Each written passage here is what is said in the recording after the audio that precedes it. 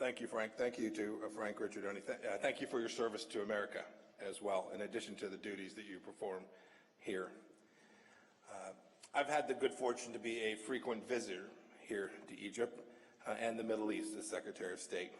In my prior role as CI Director, I was here with some frequency, and I came here too as a member of Congress. Every time I come, I get to see something new, something wonderful. This trip is especially meaningful for me as an evangelical Christian coming so soon after the Coptic Church's Christmas celebrations. This is an important time. We're all children of Abraham, Christians, Muslims, Jews. In my office, I keep a Bible open on my desk to remind me of God and His Word and the truth. And it's the truth, lowercase t, that I'm here to talk about today. It is a truth that isn't often spoken in this part of the world, but because I'm a military man by training, I'll be very blunt and direct today. America is a force for good in the Middle East. We need to acknowledge that truth, because if we don't, we make bad choices, now and in the future. And our choices, the choices we make today, have consequences for nations and for millions and millions of people, for our safety, for our economic prosperity, for our personal freedoms, and those of our children. And there's no more appropriate place than where I'm standing today to have this discussion at the American University here in beautiful Cairo. As Frank said, this year marks 100 years since the founding of this institution. And the AUC is more than just a university. It is an important symbol of America's friendship with Egypt and what binds our people together. Together, we've created a modern place of learning in the midst of an ancient civilization with its own rich history of artists, poets, and intellectuals. Egypt has always been a land of striving, and yet, times your aspirations and those of your brethren in the Middle East have seemed impossible to achieve. These lands witnessed convulsions from Tunis to Tehran as old systems crumbled and new ones struggled to emerge. That's happened here too. And at this critical moment, America, your longtime friend, was absent too much. Why? Because our leaders gravely misread our history and your historical moment. These fundamental misunderstandings set forth in this city in 2009 adversely affected the lives of hundreds of millions of people in Egypt and all across the region. Remember, it was here in this city, that another American stood before you. He told you that radical Islamist terrorism does not stem from an ideology. He told you that 9/11 led my country to abandon its ideals, particularly in the Middle East. He told you that the United States and the Muslim world needed, quote, a new beginning, end of quote. The results of these misjudgments have been dire. In falsely seeing ourselves as a force for what ails the Middle East, we were timid in asserting ourselves when the times and our partners demanded it. We grossly underestimated the tenacity and viciousness of radical Islamism, a debauched strain of the faith that seeks to upend every other form of worship or governance. ISIS drove to the outskirts of Baghdad as America hesitated. They raped and pillaged and murdered tens of thousands of innocents. They birthed the caliphate across Syria and Iraq and launched terror attacks that killed all across continents. America's reluctance, our reluctance to wield our influence, kept us silent as the people of Iran rose up against the mullahs in Tehran in the Green Revolution. The Ayatollahs and their henchmen murdered, jailed, and intimidated freedom-loving Iranians. And they wrongly blamed America for this unrest when it was their own tyranny that had fueled it. Emboldened, the regime spread its cancerous influence to Yemen, to Iraq, to Syria, and still further into Lebanon. Our penchant, America's penchant for wishful thinking, led us to look the other way, as Hezbollah, a wholly owned subsidiary of the Iranian regime, accumulated a massive arsenal of approximately 130,000 rockets and missiles. They stored and positioned these weapons in Lebanese towns and villages in flagrant violation of international law. That arsenal is aimed squarely at our ally, Israel. When Bashar Assad unleashed terror upon ordinary Syrians and barrel-bombed civilians with sarin gas, a true echo of Saddam Hussein's gassing of the Kurdish people, we condemned his actions, but in our hesitation to wield power, we did nothing. Our eagerness to address only Muslims and not nations ignored the rich diversity of the Middle East and frayed old bonds. It undermined the concept of the nation-state, the building block of international stability. And our desire for peace at any cost led us to strike a deal with Iran, our common enemy. So today, what did we learn from all of this? We learned that when America retreats, chaos often follows. When we neglect our friends, resentment builds.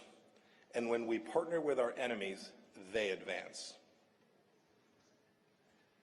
The good news is this: the age of self-inflicted American shame is over, and so are the policies that produce so much needless suffering.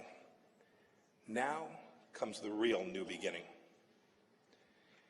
In just 24 months, actually less than 2 years, the United States under President Trump has reasserted its traditional role as a force for good in this region. We've learned from our mistakes. We've rediscovered our voice. We've rebuilt our relationships. We've rejected false overtures from our enemies. And look at what we've accomplished. Look at what we've accomplished together. Under new leadership, America has confronted the ugly reality of radical Islamism. On President Trump's very first trip abroad to this region, he called on Muslim-majority nations to, quote, meet history's greatest test, to conquer extremism and vanquish the forces of terrorism. President Sisi joined us. He joined us in denouncing the twisted ideology which has brought death and suffering on so many. I thank President Sisi for his courage.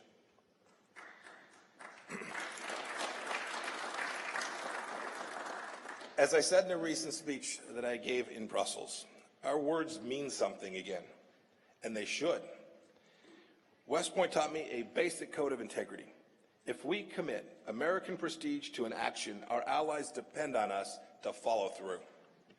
The Trump administration did not stand idly by when Bashar Assad used chemical weapons against his people. Indeed, President Trump unleashed the fear of the U.S. military not once, but twice with Allied support. And he's willing to do it again, although we do hope that he does not have to. For those who fret about the use of American power, remember this: America has always been and always will be a liberating force, not an occupying power. We've never dreamed of domination in the Middle East. Can you say the same about Iran? In World War II, American GIs helped free North America from Nazi occupation. 50 years later, we assembled a coalition to liberate Kuwait from Saddam Hussein. Would the Russians or Chinese come to your rescue in the same way, the way that we have? And when the mission is over, when the job is complete, America leaves. Today, in Iraq, at the government's invitation, we have approximately 5,000 troops, where there were once 166,000. We once had tens of thousands of U.S. military personnel stationed in Saudi Arabia. Now that number is a tiny fraction. When we do set up major bases, as we've done in Bahrain, in Kuwait, and Qatar, and in Turkey and the Emirates, it's at the invitation of the host country. In that same spirit, just last year, America bolstered a coalition of allies and partners to dismantle the Islamic State's caliphate, liberating Iraqis, Syrians, Arabs and Kurds, Muslims and Christians, men, women, and children. President Trump empowered our commanders in the field to strike ISIS quicker and harder than ever before. And now, 99% of the territory ISIS once held is liberated. Life is returning to normal for millions of Iraqis and Syrians. Nations in the global coalition should all be enormously proud of this achievement. Together, we have saved thousands of lives. Our allies and partners have helped greatly in this counter-ISIS effort. France and Britain joined our strikes on Syria and have supported our anti-terror effort around the world. Jordan and Turkey have hosted millions of Syrians fleeing violence. Saudi Arabia and Gulf countries have generously contributed towards stabilization efforts. We thank all of them for their help, and we urge them to continue. The United States has also helped liberate areas as an important means of preventing the caliphate from reemerging. We've provided $2.5 billion in humanitarian assistance to Iraq since 2014, and our churches and nonprofits do good work there every day as well. We and our allies generated nearly $30 billion in grants and financing support to aid Iraq's reconstruction during the Kuwait Reconstruction Conference just this past year. Think about the people we're helping. Last year, I hosted the first ever Ministerial to Advance Religious Freedom in Washington. At that conference, our ambassador at large recounted his trip to Iraq. There, he met Yazidi women who had been sold into bondage, whose children had been ripped out of their arms. Life under ISIS was real hell, a living hell on earth. Today, those areas are liberated thanks to our coalition's power and might and commitment. I recall a line from your late Nobel laureate, Naguib Mahfouz, quote, "Good is achieving victory every day. It may even be that evil is weaker than we imagine." Let's turn to Iran. President Trump has reversed our willful blindness to the danger of the regime and withdrew from the failed nuclear deal with its false promises. The U.S. reimposed sanctions that should never have been lifted. We embarked on a new pressure campaign to cut off the revenues the regime uses to spread terror and destruction throughout the world. We joined the Iranian people in calling for freedom and accountability.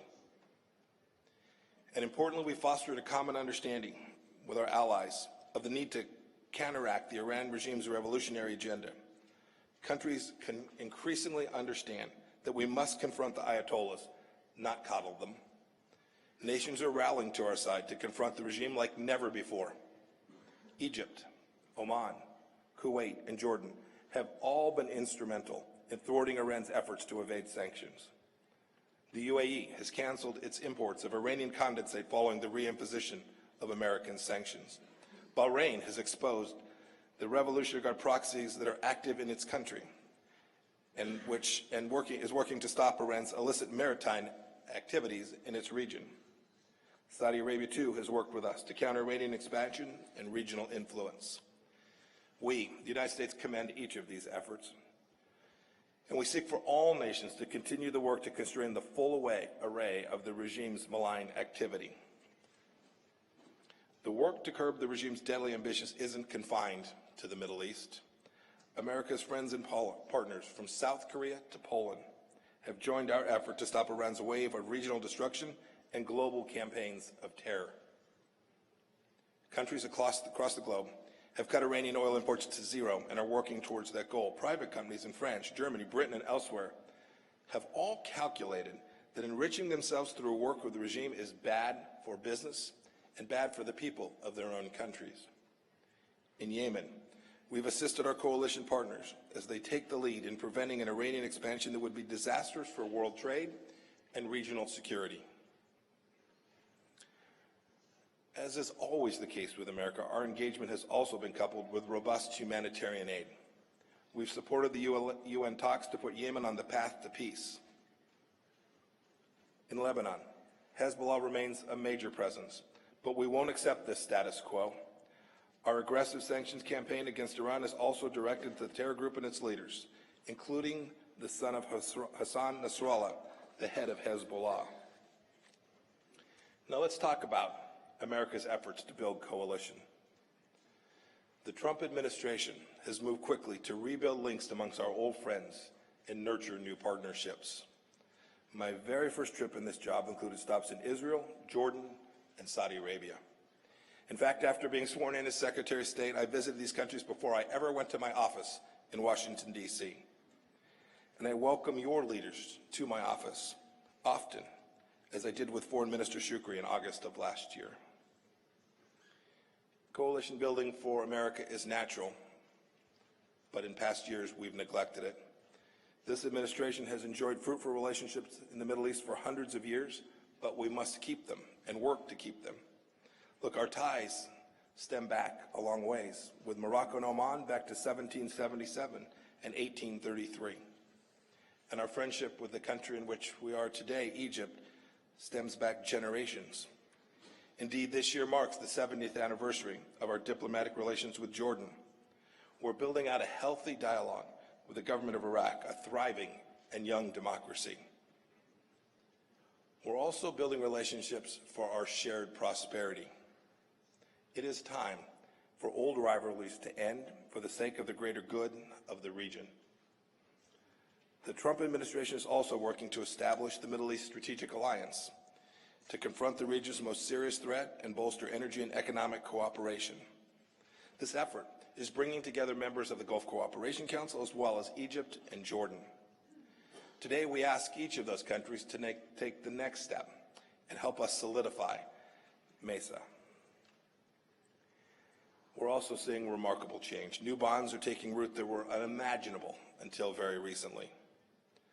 Who could have believed a few years ago that an Israeli prime minister would visit Muscat, or that new ties would emerge between Saudi Arabia and Iraq, or that a Roman Catholic pope would visit this city to meet with Muslim imams and the head of the Coptic faith? In October of last year, the Israeli national anthem, played as an Israeli judo champion, was crowned the winner of a tournament in the United Arab Emirates. It was the first time that an Israeli delegation was allowed to participate under its own national flag. It was also the first time that an Israeli culture and sports minister attended a sports event in the Gulf. She said, and I quote, "It is a dream come true. For 2 years we had talks in order to reach this moment. It was hard for her to stop the tears." I want to thank the authorities in Abu Dhabi and our host here who received us in an exemplary manner. She could not have been happier. These steps towards rapprochement are necessary for greater security in the face of our shared threats. And they also hint at a much brighter future for the region. Of course, our work together is not finished. It's almost never America's work alone. The U.S. knows that we can't and shouldn't fight every fight or sustain every economy. No nation wants to be dependent on another. Our aim is to partner with our friends and vigorously oppose our enemies, because a strong, secure, and economically vibrant Middle East is in our national interest, and it's in yours as well. Let me be clear. America will not retreat until the terror fight is over. We will labor tirelessly alongside you to defeat ISIS, Al-Qaeda, and other jihadists that threaten our security and yours. President Trump has made the decision to bring our troops home from Syria. We always do, and now is the time. But this isn't a change of mission. We remain committed to the complete dismantling of ISIS, the ISIS threat, and the ongoing fight against radical Islamism in all of its forms. But as President Trump has said, we're looking to our partners to do more, and in this effort, we will do so going forward, together. For our part, airstrikes in the region will continue as targets arise. We will keep working with our partners in the coalition to defeat ISIS. We will continue to hunt down terrorists who seek safe havens in Libya and in Yemen. We strongly support Egypt's efforts to destroy ISIS in the Sinai. We strongly support Israel's efforts to stop Tehran from turning Syria into the next Lebanon. And as the fighting continues, we will continue to assist our partners in efforts to guard borders, prosecute terrorists, screen travelers, assist refugees, and more. But assist is the key phrase. We ask every peace-loving nation of the Middle East to shoulder new responsibilities for defeating Islamic extremism wherever we find it. It is important to know also that we will not ease our campaign to stop Iran's malevolent influence and actions against this region and the world. The nations of the Middle East will never enjoy security, achieve economic stability, or advance the dreams of their people if Iran's revolutionary regime persists on its current course. February 11th will mark 40 years since the oppressive regime came to power in Tehran. America's economic sanctions against the regime are the strongest in history and will keep getting tougher until Iran starts behaving like a normal country. The 12 demands that we stated in May remain in force because the regime's threat to the region endures. In Syria, the United States will use diplomacy and work with our partners to expel every last Iranian boot and work through the UN-led process to bring peace and stability to the long-suffering Syrian people. There will be no U.S. reconstruction assistance for areas of Syria held by Assad until Iran and its proxy forces withdraw, until we see irreversible progress towards a political resolution. In Lebanon, the United States will work to reduce the threat of Hezbollah's missile arsenal, which is aimed at Israel and can reach all points inside of that country. Many of these rockets are equipped with advanced guided systems courtesy of Iran, and that's unacceptable. Iran may think it owns Lebanon. Iran is wrong. In Iraq, the United States will help our partners build a nation free of Iranian influence. This past May, Iraqis rejected sectarianism in a national election, and we will support that wholeheartedly. The people there refuse to be cowed by Iranian-backed thugs and armed groups. Iraqis have strengthened ties with Arab neighbors, peacefully resumed cooperation between the Kurdish region and Baghdad, and have renewed their focus on fighting corruption. And in Yemen, we will continue to work for a lasting peace. And I think this is clear, but it is worth reiterating. The United States fully supports Israel's right to defend itself against the Iranian regime's aggressive adventurism. We will continue to ensure that Israel has the military capacity to do so decisively. The Trump administration will also continue to press for a real and lasting peace between Israel and the Palestinians. Again, we've adhered to our word. President Trump campaigned on the promise to recognize Jerusalem, the seat of Israel's government, as the nation's capital. In May, we moved our embassy there. These decisions honor a bipartisan congressional resolution from more than 2 decades ago. President Trump acted on this commitment. The United States also is working to keep our bilateral relationship strong.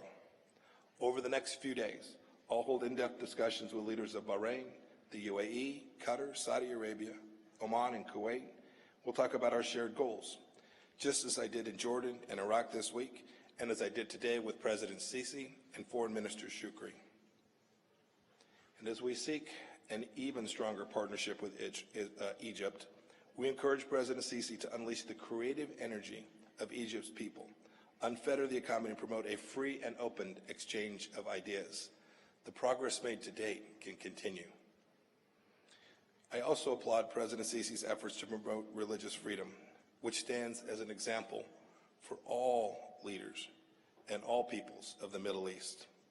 I was happy to see our citizens, wrongly convicted of improperly operating NGOs here, finally be acquitted.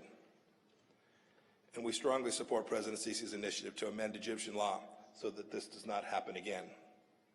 More work certainly needs to be done to maximize the potential of the Egyptian nation and its people. I'm glad that America will be a partner in those efforts. Let me close here with a couple of final thoughts. First, it's never easy to recognize truth, but when we see it, we must speak it. America has been criticized for doing too much in the Middle East, and we've been criticized for doing too little. But one thing we've never been is an empire builder or an oppressor. Just look at our history together, the history which I've recounted today. Look at our fights against common enemies. Look at our coalition building. And finally, just look around you at this university, which has existed now for a century. It's not a coincidence that many other American universities like this one thrive all across the Middle East, from Beirut to Sulaymaniyah. These are symbols of America's innate goodness, of our hopes for you, and of the better future we desire for all nations of the Middle East. I want to thank you all for being here today, and may the Lord bless each and every one of you.